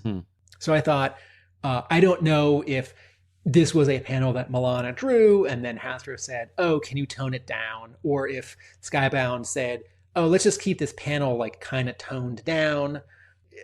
And then as I was finishing thinking of that, the very first panel of the next page, page 11, Beachhead and several bloodhounds crash through the wall. And my note is, wait, they crash through a wall with studs and drywall? Isn't that for RoboCop? Like, can't only RoboCop do that? Can't RoboCop like punch through a wall and drag a guy through a wall? And then I remembered, wait, didn't we see this in a G.I. Joe comic recently? And I was like, RoboCop. And you're like, no, you had some other reference. So Mark, what was that reference that I can't remember? I think it might have been even Beachhead Silent Missions when he was having that fight with the Alley Vipers. Okay, so here is a fun moment of synchronicity where two different editors working on two different G.I. Joe continuities, allow a scene in a G.I. Joe comic where two different beachheads crash through a wall. It makes for a great visual, and it's certainly a fun interruption for this, terrible, creepy old guy who deserves some kind of justice. But are his walls made out of paper? Because, Mark, when you and I got into that terrible fight last year at Assembly Required and we were like beating each other up, and I punched you really hard and you had a dagger and I had some medieval armor, and there was a third person because there are three people in this scene. Like, when the three of us crashed into that wall, we just bounced off the wall. We didn't crash into the next hotel room, remember? Yeah, for a rich billionaire, you'd have thought he could afford slightly thicker walls. Particularly, he must be as deaf as a post, because you've got that fight happening in the other room through these paper thin walls, and he's not twigged at all. So here's a small story logic thing. I don't mind. It's still fun. And I get it. There are aliens and alien robots in this world, and so things need to be amped up. You could argue that 2 pages later, when the box shipment coffin thing gets pulled out of a window and lands on a road being sped along by an 18-wheeler truck, that Beachhead would not be able to hold on, that just the impact of slamming down, would break his wrists or something. I don't need G.I. Joe comics to be realistic. I need them to be grounded. And this scene crashing through the wall is a little over the line for me. But it's drawn with such aplomb. And there's another really nice diagonal here, right? Mm-hmm. So the camera is not straight on the scene. One of the legs of this tripod of this camera is shorter than the other. So the whole scene has, okay, anyway. And Barking Fridge points out here, speaking of RoboCop and smashing through a wall, he says, B***** leave. So that's bitches leave. So this is a reference to Clarence Boddicker's line. Yeah, that's Kurtwood Smith, the actor from RoboCop, who ushers out very demurely some ladies from a particular scene. Bitches leave. Gee, Poppy. Bye. And I heard a great behind the scenes story about the filming of that scene, because the director Paul Verhoeven, English isn't his first language, and particularly in that stage of his career, I think his English wasn't quite as strong. So he just knew these characters from the script as being the bitches. So as he was directing them, he was saying, okay, bitches, you go over here. Bitches, you do this. Bitches, you do that. So good RoboCop story there. There's just from the chat, let's interrupt the flow. There's Sind 5852 says, I want to see what they do with the mole rats. They have to be in this Energon universe. And Greg points out that Mole Rat's sole job is to mine dark Energon after all. So Mole Rat was one of the new classified characters introduced, and was one of the characters that was positioned as being an adversary to Night Force. So the things that lurk in the shadows, they're sort of because the Night Force goodies, the G.I. Joes, were kind of released as exclusives in a particular store. Was it Walmart? I'm maybe mixing them up. Correct me in the comments which store it was. And so they were sort of, as the Joes being the Night Force exclusives at Walmart. Thanks to everybody. And, alongside some of the baddies, like spookier, weirder characters like mole rats. So I would hazard a very, very strong bet that we'll see mole rats feature in the comic eventually. As you say, the comic would be the perfect place to kind of expand them as a character, because at this moment they only exist as a 6-inch piece of plastic. Also, is Dark Energon, does that only exist in the classified toy line where it's describing the mole rat toy? In the Energon Universe comics, we know about Energon, but no one has said Dark Energon, right? I think so, yeah. And then I guess the story progresses, and we don't have to linger on every single beat, but there's a great action sequence where the crate, it has a hook attached onto it. It is pulled out through the wall behind a truck. Beachhead is riding that crate like a bucking bronco, and blasts off the chain to release it before it is then, he's confronted by all of these bloodhounds on the motorcycle, and he gets away last minute by attaching a hook from the sky to be lifted away. It felt very much like a big bombastic kind of action sequence, from like Indiana Jones or big budget movie. Yeah, that action scene is only 2 or 3 pages, depending on how you count. So there's a real economy there. Did you think when the bloodhounds are hooking the box, the shipping crate, with a chain, and he says, "What in Sam Hill are you chaining it to?" And there's a sound effect, and he turns his head. Did you think, oh, they're obviously attaching it to a helicopter? Did you have a pleasant surprise when you turned I did, when I turned the page, and it's a truck. It's an 18-wheeler, which is on a different scale and more, literally grounded. Scotty Cameron says it's textbook Mission Impossible. I also, and there's 2 surprises for me. One, I turned the page and it's a truck, not any kind of plane or helicopter. 2, Beachhead is on the shipping container. He's on the crate. And that is something that happens between panels on the page turn. So at the bottom of page 11, he says, "What in Sam Hill are you chaining it to?" as he punches a bloodhound. And then the next panel, he's looking. And then you turn the page and he has already jumped on the shipping, the crates, and he's already riding it, as you said, like a bucking bronco. So that's a really good use of a page turn, not in this case as a like shocking reveal. It's a small fun reveal, but in like jumping ahead 5 seconds in order to have a surprise and also not show it. Like, we don't need to see 2 panels of Beachhead like running over and jumping on the thing. We're getting some extra knowledge thrown at us here about Dark Energon. Scotty Cameron points out that Dark Energon is from the War Within comic from Dreamwave and is featured in the War for Cybertron video games. And Frank Colosimo calls out that Dark Energon was also a big part of the Transformers Prime animated series. Okay. Well, I'm a little embarrassed because I did watch all of Prime finally, and I love War Within. Those are different continuities. So we have not been introduced to Dark Energon in the Energon universe, but as a concept, it exists. It's out there for current writers to grab and use if they want.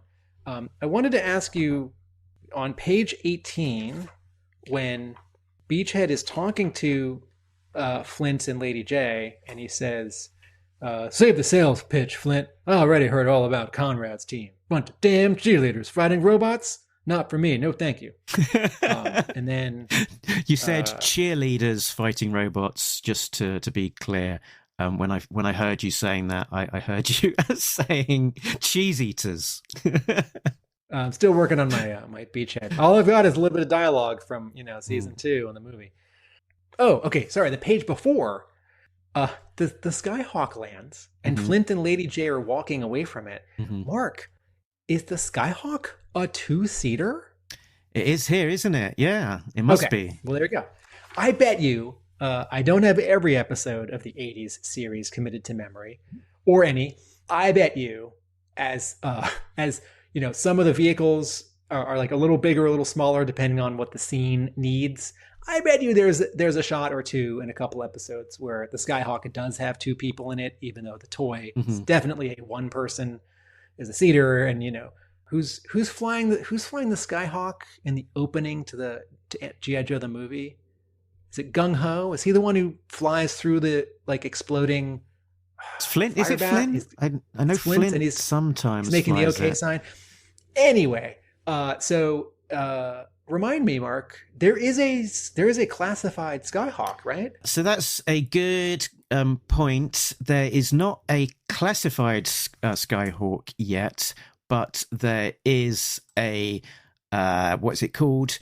A Fans Hobby Air Eagle. So this is a third-party company doing G.I. Joe alikes.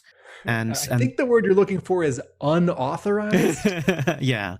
So they had, this was one that they originally had to rework because there was some objections from Hasbro that it was too similar to these Skyhawks. So they reworked it so that it was less similar, but you can still reconfigure it essentially so that it looks identical. And Fans Hobby have got, they've done they're doing a Fang-alike, and they're doing an All-Striker similar vehicle as well.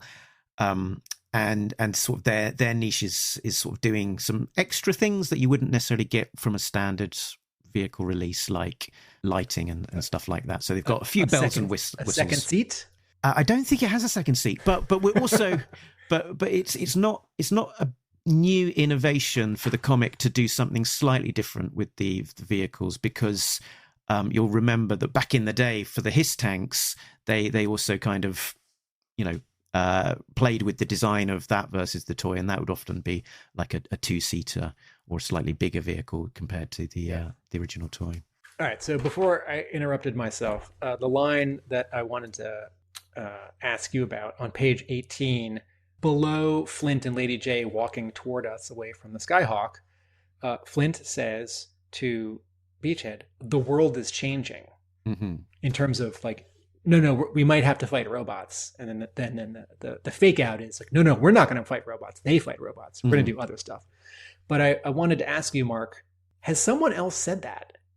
Have we heard that line in a G.I. Joe comic in the last 12 months? Because that rung a bell for me. Yeah, I think it's been said multiple times in similar ways.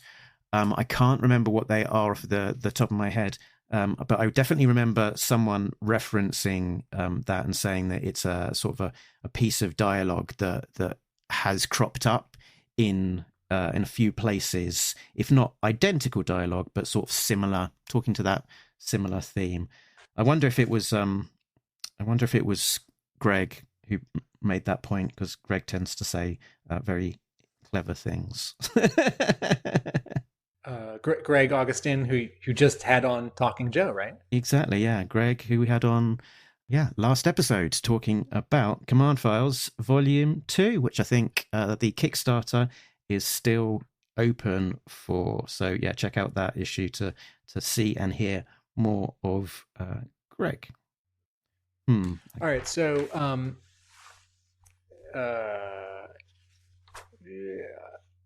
how did you feel about the reveal on the final page? Oh, right, issue? of the bat. I didn't go into it thinking like having a definite thought in my head of what is in that crate. It's definitely going to be this thing, or I think it's going to be this thing. So I didn't have a preconceived idea of what would be in it. So I didn't have like a sort of an expectation to thwart or anything like that. But I did think probably my closest reaction would be, oh, is that all? Because we've seen bats before in a few different places.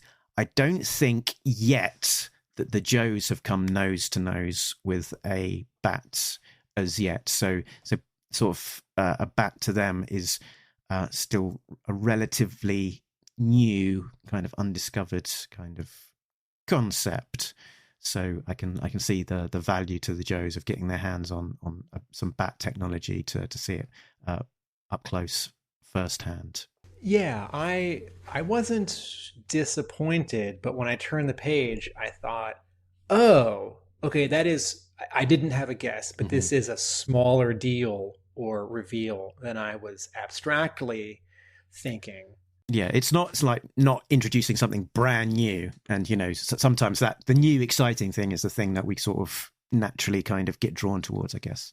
Yeah, because we keep doing this thing with the Energon Universe comics where we're counting and awaiting the first appearances, the first Energon Universe appearance of a character, equipment, technology.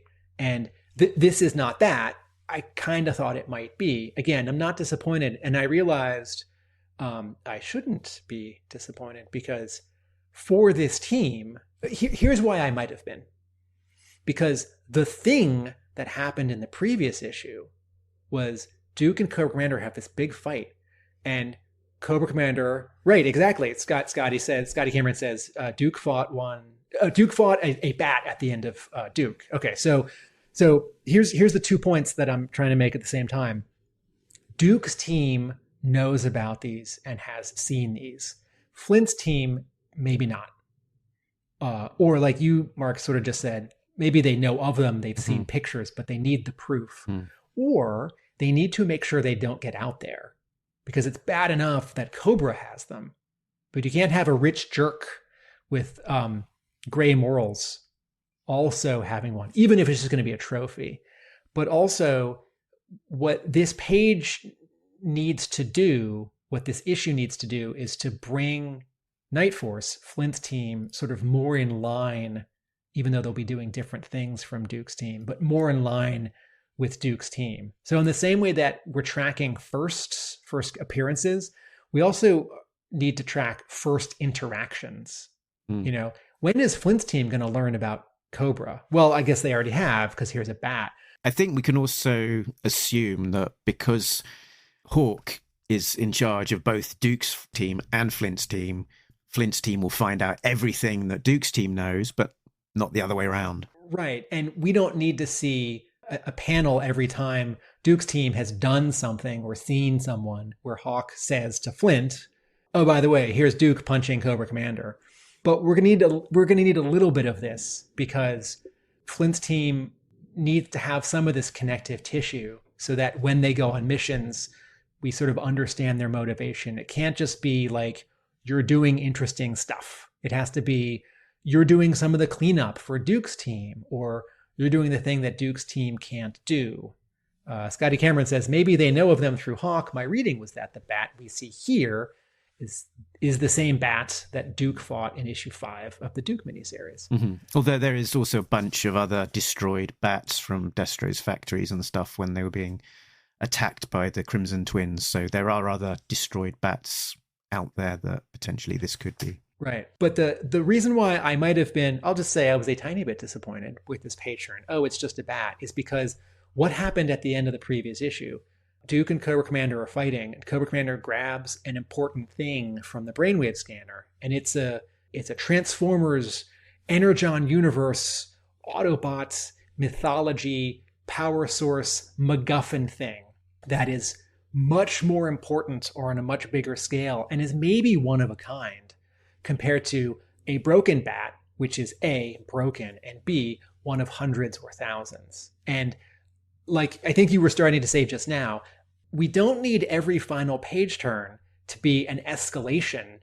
It's like, oh, the next issue, you're going to turn the page and they meet Unicron, right? Or they make Serpentor. It's like, no, you can't keep doing that. You have to raise your stakes and then lower your stakes so you can raise them again. But there does need to be this connective tissue for motivation and sort of characters knowing, we know that they know what they know, because not so much can happen sort of off camera. And also this asks a bunch of questions. Like it may be that they just, there's not even a piece of dialogue. Like, we took the bat back to Hawk and now it's like boxed up at the pit and Duke's team won't know about it. But I don't think they're going to rebuild this and it's going to be a Joe bat.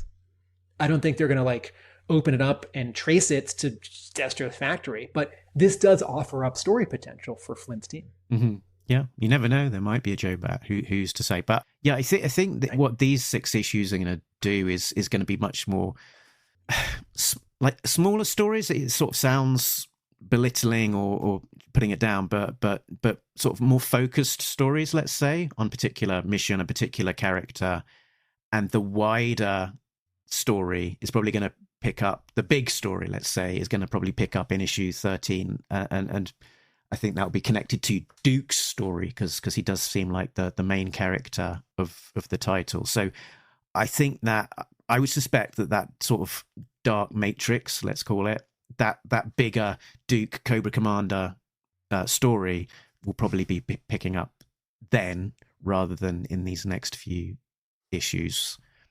I've gone through all my notes. I was gonna say let's talk. Make sure we talk about Major Blood. So we've got Major Blood making an appearance, as Tim says. That was felt like quite a big surprise, even though I knew it was the arc's name, and that we had the Bloodhounds. When he actually appeared, it did seem a little bit of a shock, particularly as his troops have failed, and then he guns them down. And this is not a new idea. This is definitely a trope, and it's something we saw a lot of in the pages of Battle Action Force when Baron Ironblood or Black Major even, or Cobra Commander would, have his troops, suffering his disappointment and wrath and gunning them down. So this is what Major Blood is doing here. It's less common to see this in the pages of an American G.I. Joe, and I also think it's bad HR. Surely it's hard. These guys are going to be difficult to recruit and train up. Build up their loyalty. Just gunning them down. It's gonna play havoc with your hiring for the next wave of Bloodhound troopers. Surely it's like, can you just you sit down for the interview for this role? Can you just tell me about why the last job holder left? Well, they didn't do so well, and had to shoot them at the end of the mission, I'm afraid. As long as you don't do that, you'll be A-okay. On the next page after this one, and the page after, Andrea Milana does a lot of nice body acting with Beachhead, where after he jumps down from the crate, he is leaning forward and slams his fist into the side of the box, and then he leans forward and puts his fist against his forehead and closes his eyes. I think he's leaning against the box itself, although we're in the box, so he's leaning against us. And then he kicks the dirt. He literally kicks the dirt, the aw shucks kick, which gets his own sound effect, KRSH. And then he on the following page, he swings his arm around, he swats his hand around when he says to Lady J, "You want a trophy?" Again, nice work from. I'm transitioning away from your Major Blood. Yeah, I was still talking about Major Blood, Tim. Keep talking about Major Blood. So we sort of always try and keep track of how did the designs of these characters correspond to their classified appearances, and Major Blood here, as before, very much looking like his classified design. A lot of connectivity there. This Major Blood is getting a re-release as a toy with some added kind of red highlights to his uniform. In the comic, we're sort of getting blue highlights.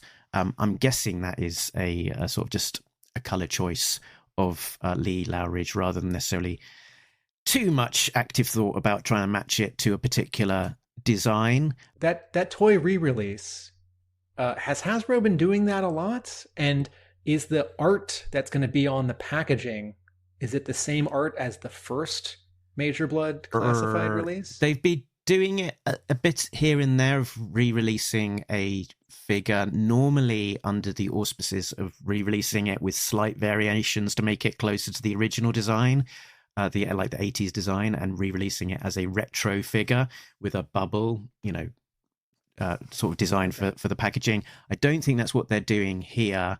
And also the box approach now is to not feature like sort of that painted art in quite the same way that they are now previously. So there's less focus on an art image. So I don't believe they would be recycling the original Kabinski painted art to the original Blood release, which was wonderful, by the way.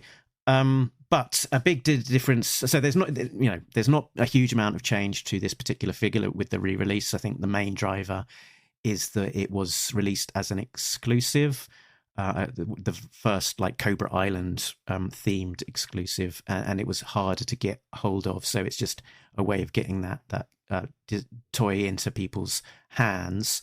As I say, one of the main changes they've made is to have red highlights, which they've not replicated here. But also his patch on his eye just seems to be a more like retro analog piece of black cloth over his eye, rather than the design that they used for Classified, which is a kind of more like a bionic kind of attachment type of thing. So this is a slightly different head sculpt. No, I'm talking about the art on the page, the patch here. So both the toys have a kind of a kind of a robotic eye attachment patch type thing, whereas here it just looks more like a pirate patch. When Major Blood meets Megatron or something, and half his brain is replaced by the Dark Matrix or something, and he can have a cyborg eye thing. And so Blood here says, his motivation for doing this whole thing is less about trying to get the bat and more about a different mission. So he says, "This was never my target." And what action it's like? It was like slightly strange. "This was never my target anyway. My hope was that this would draw out her team. Never expected there were two of them. Now, if I'm going to find my prey, I'm going to need to hire new help." Immediately, he's going to his hiring policy and, LinkedIn, Bloodhounds, whatever. Did he drive into the mansion where the hole in the side was, grab that curved sword? He's like, "I'm going to hire some ninjas. They'll be in purple. Mark will be so happy." So he's talking about draw out her team.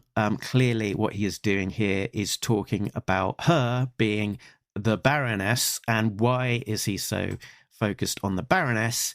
It's because she was the one what shot him through the head and cost him his eye. So back in the pages of Duke, we had that brutal panel of the Major Blood being shot from behind by the Baroness. And then when we next see him in the pages of Duke, he says, "She owes me an eye." So that is why he is so focused on specifically the Baroness.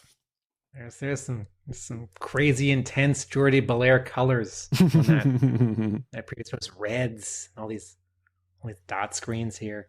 My broader thought about this issue.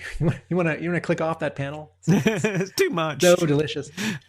I was thinking about this issue, right, in this paragraph in the letters page that Williamson says, "Sometimes they will introduce new characters, ... Mm-hmm. I promise you they will never feel like filler. Mm-hmm. They will always matter to the Uber narrative we're telling in G.I. Joe." Mm-hmm.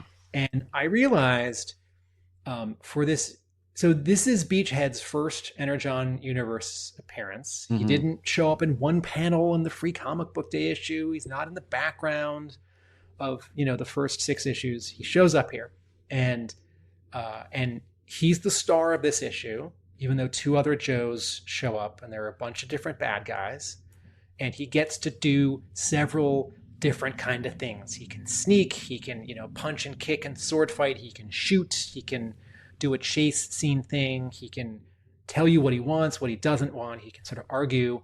He can sing. And like we said at the beginning, sort of referencing from his file card and from the animated movie.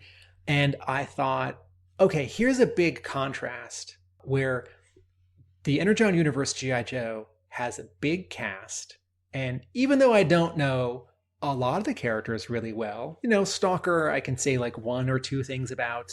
Beachhead, I can say 3 or 4 things about. Duke, I can say like 10 things about. Baroness, I can say 12 things about. And I realized a comparison here is Daniel Warren Johnson's writing on the monthly Transformers. I like that book. I'm a big Transformers fan, and as many G.I. Joe comics I have read that many Transformers comics. And the only reason why I'm not also co-hosting a weekly Transformers podcast is because one podcast is a lot. And I've been thinking about Daniel Warren Johnson's writing on Transformers. It's really exciting, but he's introducing a lot of characters. And previous issues, just in the last 6 issues, we've had all the Constructicons, all the Combaticons, all the aerial bots. And except for one line about, who's the head aerial bot? He's got a fear of heights. Not Slingshot. Slingshot? No. Not Skydive. Not Airwave. That's a G.I. Joe. Not Firebolt. Slingshot? Anyway, sorry. There isn't anything to differentiate them yet. And Transformers is a hard book to write because every Transformer changes into thank you, Barking Fridge reminds me it's Silverbolts. Transformers is a hard book to write because every character turns into kind of another character, right? It's still going to be the same guy, but they do a different thing. They run and talk and fight, and then they drive or fly and talk and maybe fight. But that is somewhat analogous to how writing a G.I. Joe comic is hard because they're also vehicles, right? You can have the Joes do something, but then you got to have the Skyhawk do something and the Thunder Machine do something. But I feel like Johnson's writing on Transformers has prioritized, and there's been some great human moments, and the characters have died, and it's been upsetting, and there's been mythology building, and there've been great sort of top level, Optimus Prime does something, Megatron does something, Starscream has done a dozen really cool things, Shockwave, Soundwave. But it does feel like in the last 5 or 6 issues, 20 new characters have been introduced. And while the story is still moving forward, I'm starting to have so many characters that I don't really know who they are and how they're different from each other, except for that I'm a long-term Transformers fan, and I know from the old toy tech specs and the Marvel comics and the Sunbow cartoon and the Dreamwave comics and the IDW comics. And this is a good example of how to introduce a character and give them something very specific to do, and also introduce a couple other characters and give them something specific to do. But I know what Beachhead wants, and this issue is not about spectacle. And so I think I'm saying the same thing in 2 different ways. I like the smaller scale of this issue, that it is more character focused, but it does push the overall story forward. And the Transformers books are pretty dense. Daniel Warren Johnson and Jorge Corona, who's drawn the book since issue 7, pages often have like 10 or 12 or 14 panels. And that's a hard book to draw because of the scale differences, and lots of Transformers you can't draw from like behind because you don't know what you're looking at. I just see part of a car. Whereas if you draw Flint from behind, it's a guy and it's Flint. But I do wish some issues of Transformers recently would take this approach with a smaller focus. And again, it's a different scale because it's 2 planets, right? And it's a war that's thousands or millions of years old. Whereas, G.I. Joe's not been around forever and Cobra's not been around forever. Yet still, I would love an issue of Daniel Warren Johnson's Transformers that's more like this issue of G.I. Joe. Mm. Which is me actually just paying a compliment to G.I. Joe that this is a really satisfying issue. Infinite Entertainment says, "This has been a complaint I'm having with all these universes. Absolute at DC, Ultimate at Marvel, Transformers, etc. They're relying too much on knowledge of old material, and it's making it hard to care about everything." And, this argument that we keep sort of touching upon, Mark, publish more comics. You've got so many characters, publish more comics. Then you can have more space to tell more stories. Some can be big, some can be small. And Skybound's response once again would be, we're just publishing 3 monthly comics. We're keeping it contained so we can keep quality high. And they don't quite say this, but because more than 3 comics is a big ask of some readers because it gets pretty expensive. Indeed. So I think we have pretty much talked about everything. What about that other cool sentence on the letters page? The other cool what? Another cool sentence on the letters page. Oh, yes. Tom Riley will be back for our next epic and wild story arc. I was hoping that Riley hadn't been lured away by DC or something creator owned with Williamson at, I don't know, Image, that he had said he really wanted to do 12 issues in a row. I don't know that he said this in an interview. I think he might have said this to me. That, that's a good sort of personal, professional goal to have. But doing 6 issues in a row, this is now me extrapolating. I don't think he said this next part. By the end of the 5th one, you're really tired and you want to take a break or have a refresh. But so Skybound very smartly got an artist we're familiar with from a previous G.I. Joe miniseries to do this second arc. And yes, Riley seems to be on board for, let's say, all of the 3rd arc. So we'll have this sort of hopscotching, leapfrogging sort of familiarity. Yeah. And I wonder to what degree he's going to be using that time to be sort of making a head start on G.I. Joe issue 13. I imagine it would be something that writer Joshua Williamson could be capable of writing that far ahead and having, knowing sort of what he's plotting out. But also he might just be taking a break, not working quite as hard and killing himself with all of that effort. As you say, at the end of G.I. Joe, issue 6, he did, do that, put out that tweet with that bruised and battered Duke and say, this is what I felt like at the end of these issues. But you also might sort of, be doing some different covers, maybe do a couple of one-shots for Marvel or DC or something like that.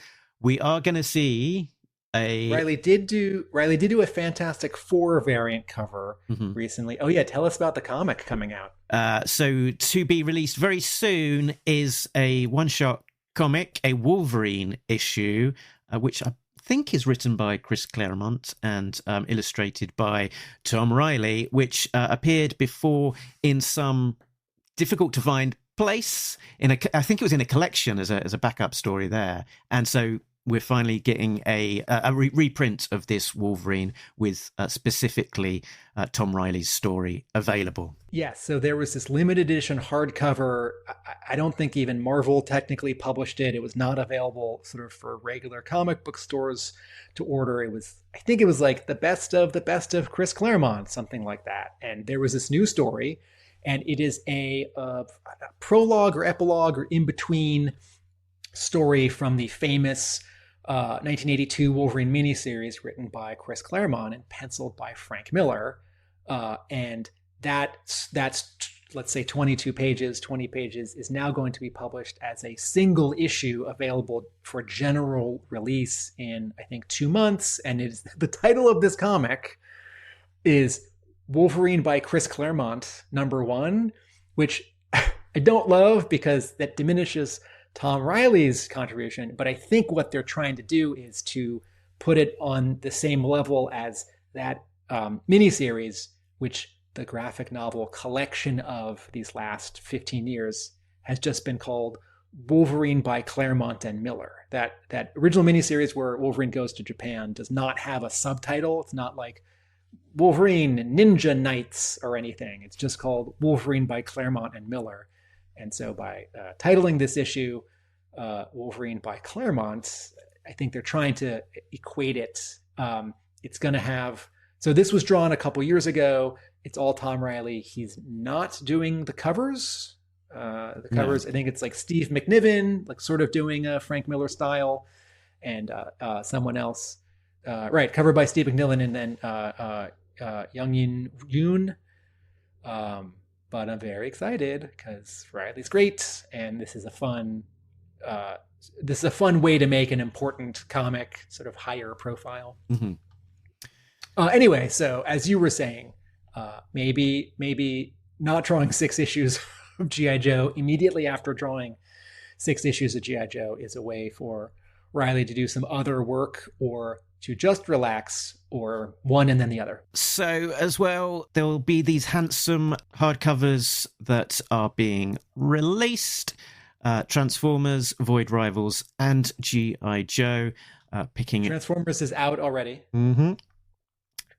And those are Void Rivals, Transformers are both available now, and G.I. Joe to follow in June, and the G.I. Joe book essentially picking up both Duke and Cobra Commander with some extras in there too. So great for people discovering it for the first time, or people who want a handsome hardcover on their bookshelf.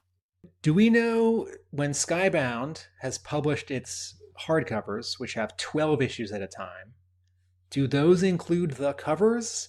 Because we know that Skybound's 5 or 6 issues at a time soft covers do not try to include all of the covers. They'll have 2 or 3 of them, one on the front cover, part of one on the back cover, maybe one as the first page. And in fact, I was gonna read this letter, but was it Void Rivals or Transformers last month? Someone wrote in a very short and very thoughtful letter that said, "I don't like this policy," and the editor said, "Sorry, it was here. The policy was here before I got here." Mm-hmm.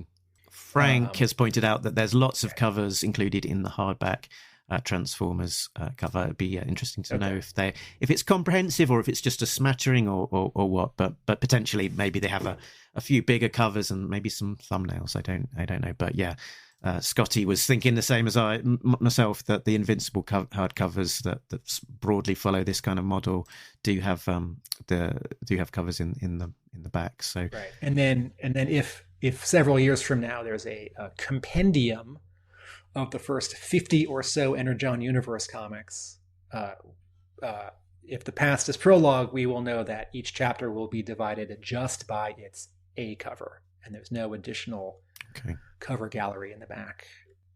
So on the radar to follow is Transformers issue 21 on June 11th. Will we see any more from G.I. Joe appearances in there?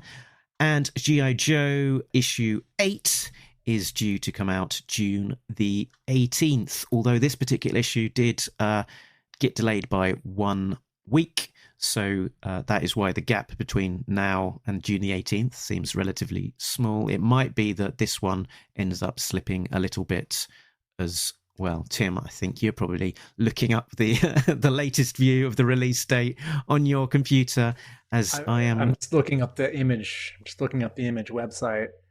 The image website lists issue 8 as June 18th. Okay, so for the moment, it's still June the 18th. And we will cover it as it comes out.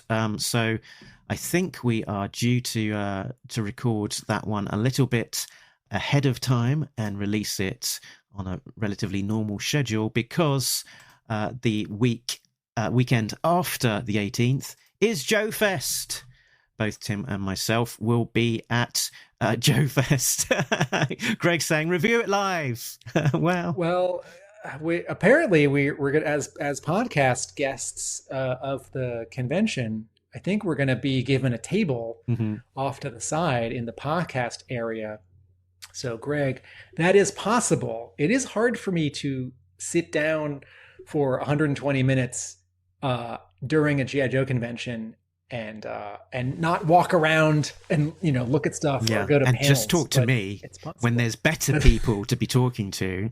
Speaking of Mark and I at Joe Fest, if you would like your second chance to see if 2 or 3 people fighting can crash through a wall, Mark and I will be grappling and then fist fighting. I don't know if it's in the lobby, in a hallway, his hotel room, or mine, but we will be fighting to see if we can recreate this scene from issue 7, page 11.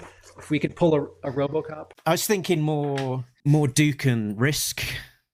think I'm Duke and you're Risk, let's say. I've got little electrical hand. Yeah. Is that one says? And as always, coming to Joe Fest, I will be bringing with me my Talking Joe.